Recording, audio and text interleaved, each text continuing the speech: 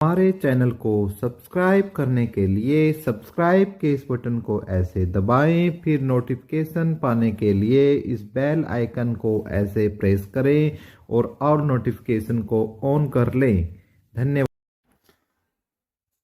Welcome साथियों, एक बार फिर एपिक एजू चैनल पर आपका स्वागत है और उम्मीद करते हैं कि आपका और आपके परिवार का स्वास्थ्य स्वस्थ और मस्त होगा दोस्तों, और आप बिल्कुल मज़े में होंगे और अपनी भर्तियों को पूरा करने का शेड्यूल आपको बहुत जल्दी देखने को मिल सकता है। लेकिन इस समय साथियों एक बहुत ही बड़ी गंदी राजनीति बच्चों के साथ खेलने का प्रयास किया जा रहा है, और इसमें कौन शामिल है हम वो भी आपको बताएंगे, और किस प्रकार से विभिन्न विभिन्न न्यूज़ पेपरों में खबर को देकर एक विद्यार्थियों के अंदर भ्रम फैलाया जा रहा है वो भी हम बात करेंगे।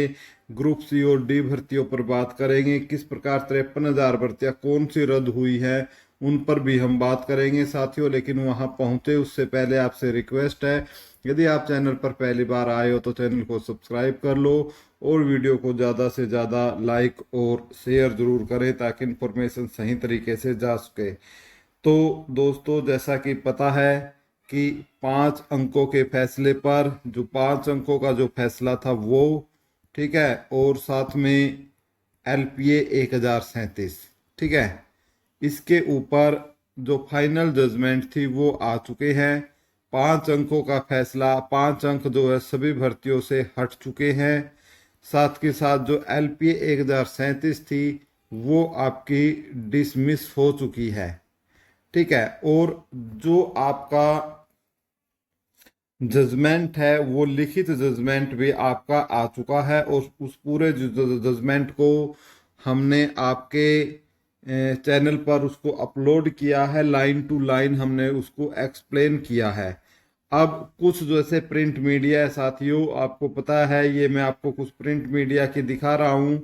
ठीक है। जैसे ये आप देख सकते हो कि ग्रुप सी और डी के 53,000 पदों की भर्ती का परिणाम रद्द, आवेदन भी नए सिरे से होंगे। हाई कोर्ट ने कहा भर्ती पक्षपात से भरी, केवल PPP के आधार पर नहीं मान सकते। दोस्तों, इस चीज का झटका मुझे भी लगा दोस्तों कि कल मैं भी जैसे घर था तो मेरे पिताजी आए ठीक है, और मेरे पिताजी आकर कहने लगे कि बेटा जो ग्रुप सी और डी है दोनों भर्तियां रद्द हो चुकी हैं, अब तो ग्रुप सी और ग्रुप डी दोनों भर्तियां रद्द हो गई है। उन्होंने मुझे डायरेक्ट ये बोला, उन्होंने मुझसे ये भी नहीं पूछा क्या बेटा ये रद्द हो गई है, लेकिन नहीं, उन्होंने डायरेक्ट भाषा में और सरल भाषा में एक आम आदमी की तरह बोला कि अब तो ग्रुप सी और ग्रुप डी। मैंने उनको समझाने की भी कोशिश की, नहीं पापा रद्द नहीं हुई है, तो फिर बोले नहीं नहीं रद्द हुई है। क्यों? क्योंकि वो अपनी जगह सही थे। फिर उन्होंने बोला कि नहीं, आज अखबार में ये बात आ चुकी है, अखबार में ये बात आ चुकी है। तो दोस्तों, ये मैं आपको समझाने की बात ये कर रहा हूं कि कहीं ना कहीं जो आम आदमी है, कहीं ना कहीं जो आम आदमी है वो आज भी जो अखबार है, प्रिंट मीडिया है, उस पर बहुत ज़्यादा भरोसा करता है। अब उस भरोसे के कारण ही क्या है, यहाँ पर एक जो दिखाया गया है कि सी और डी के 53,000 पदों की भर्ती का परिणाम रद्द कर दिया गया है। अब उन्होंने वो इसी को लेकर एक हर एक जगह यही देखने को मिल रही है कि भाई जो डी की भी है, जो खास तौर से ग्रुप डी है ठीक है, वो भी रद्द हो गई है ठीक है, और ग्रुप सी के अंदर जो TGT भर्ती हो रही है वो भी रद्द हो गई है ठीक है। ये ऐसा लोगों के मन में एक भ्रम फैला, और ये एक अखबार में नहीं आई दोस्तों, कल ये कई अखबारों में आई, ये बात कई अखबारों में ये बात आई। इसीलिए मुझे आपके सामने ये लेकर आनी पड़ी ये वीडियो दोस्तों, क्योंकि मैं कल भी मेरे पास टाइम नहीं था वीडियो बनाने का। लेकिन दोस्तों, अब इसमें क्या राजनीति है दोस्तों, हो सकता है कुछ बड़े राजनीतिक लोग हो जो बीजेपी के अपोजिट पार्टी के हो, तो बदनाम करने के चक्कर में ये इस प्रकार की जो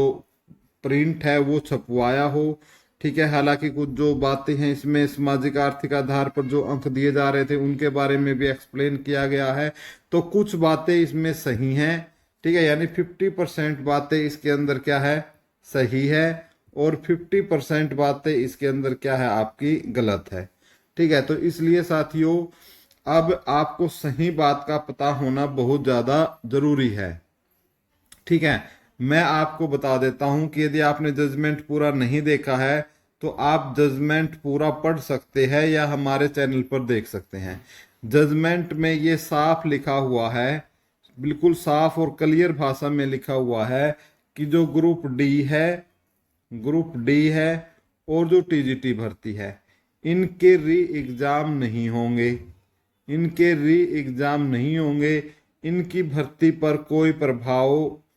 प्रभाव नहीं पड़ेगा,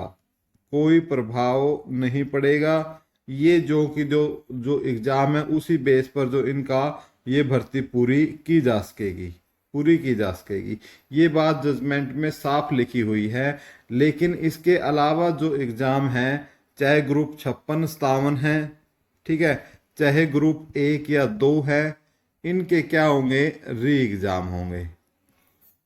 इसके अलावा जो 20 ग्रुप हैं जिनके अंदर एचएसएससी ने ज्वाइनिंग दे दी, एचएसएससी ने क्या कर दिया, ज्वाइनिंग दे दी थी, और जो इसमें नौकरी कर रहे हैं उन साथियों के लिए क्या न्यूज़ है कि इनके भी जो एग्जाम है वो री एग्जाम होंगे, और जो ये बच्चे ज्वाइन किए हैं उनको एग्जाम में शामिल होना पड़ेगा, उनको एग्जाम में क्या होना पड़ेगा, शामिल। और जब री एग्जाम होगा तो एक फ्रेश मेरिट बनेगी, और यदि इस मेरिट में फिर ये आपके जो बच्चे हैं जो ज्वाइनिंग जिनकी हो चुकी है, जो अब काम भी कर रहे हैं, जिनको सैलरी है जो कि त्यों मिलती रहेगी, तो जब ये मेरिट में यदि आ जाएंगे तो इनकी जॉब बची रहेगी। यदि ये मेरिट में नहीं आते हैं तो फिर इनकी जॉब हाथ से चली जाएगी और इनको फिर नौकरी से हटाया जाएगा, ऐसा कोर्ट के आदेश है। फिर भी भाइयों आपको गलत फहमियां हो रही हैं तो उसके लिए हम बहुत ही क्षमा प्रार्थी हैं। हर चीज को अच्छे से आपको चैनल पर बताया जाता है कि खास तौर से जो आपका ये प्रिंट मीडिया है जिस तरीके से एक भ्रम की स्थिति पैदा करता है, ठीक है, ये वास्तव में ही क्या है, एक बहुत ही, ये कह सकते हो कि बहुत ही एक सोचने का विषय है कि आखिर ये इस प्रकार की राजनीति करना गलत है। यदि आपको इन्फॉर्मेशन का सही पता नहीं है, इन्फॉर्मेशन का आपको सही पता नहीं है, तो आप क्यों न्यूज़ डालते हो, क्यों ऐसा भ्रम फैलाते हो सकता है आपकी कोई न्यूज़ देखकर कोई जिसने ज्वाइन कर रखा हो, जिसने ग्रुप डी ज्वाइन कर रखा हो, या किसी का टीजीटी का पेपर अच्छा हुआ हो सकता है वो आपकी इन बातें सुनकर क्या पता क्या स्टेप उठा ले इस अखबार को पढ़कर, ठीक है, हो सकता है कुछ सुसाइड कर ले, तो फिर कौन जिम्मेवार होगा। तो साथियों पहली बात तो जब भी कोई ऐसी न्यूज़ देखते हो आप, तो उस पर आपको डायरेक्ट भरोसा नहीं करना है जब तक विभाग की तरफ से कोई नोटिस नहीं आ जाता। विभाग यानी हम बात कर रहे हैं हरियाणा स्टाफ सिलेक्शन कमीशन या सरकार की तरफ से या एचपीएससी की तरफ से